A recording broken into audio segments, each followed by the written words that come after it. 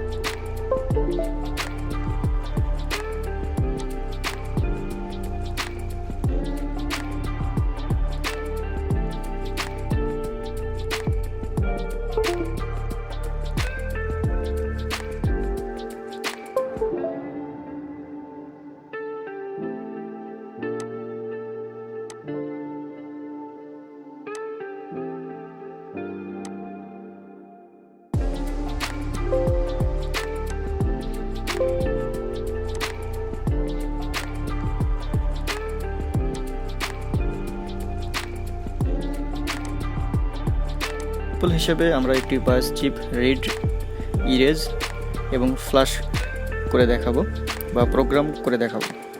Bias রম file size ভিন্ন আকারের হয়। ডিভাইসটি 16 মেগাবাইট পর্যন্ত ফাইল সাপোর্টেড। তার মানে আমরা এই বায়োস প্রোগ্রামারটি দিয়ে 16 মেগাবাইট 16 মেগাবাইট পর্যন্ত বায়োস বিন ফাইল ফ্ল্যাশ করতে পারবো।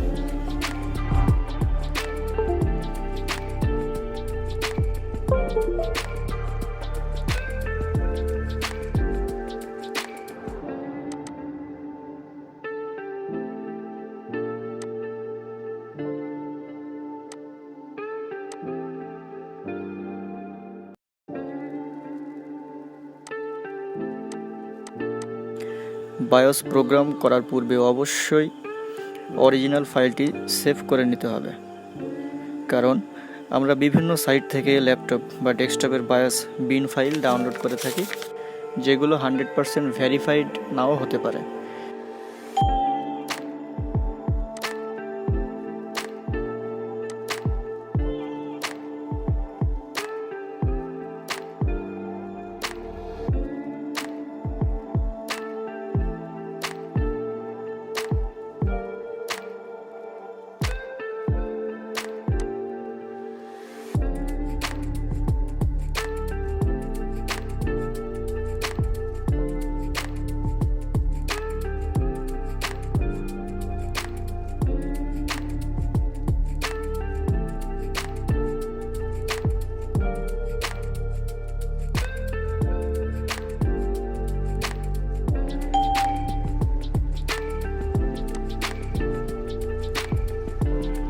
এক্সাম্পল হিসেবে আমি সেভ করা অরিজিনাল ফাইলটি আবারও প্রোগ্রাম করে দেখালাম। কাজের ক্ষেত্রে আপনি যখন অন্য কোনো ফাইল দিয়ে ফ্লাশ করবেন তখন ডাউনলোডকৃত ফাইলটি লোড করে সেটি প্রোগ্রাম করে নেবেন।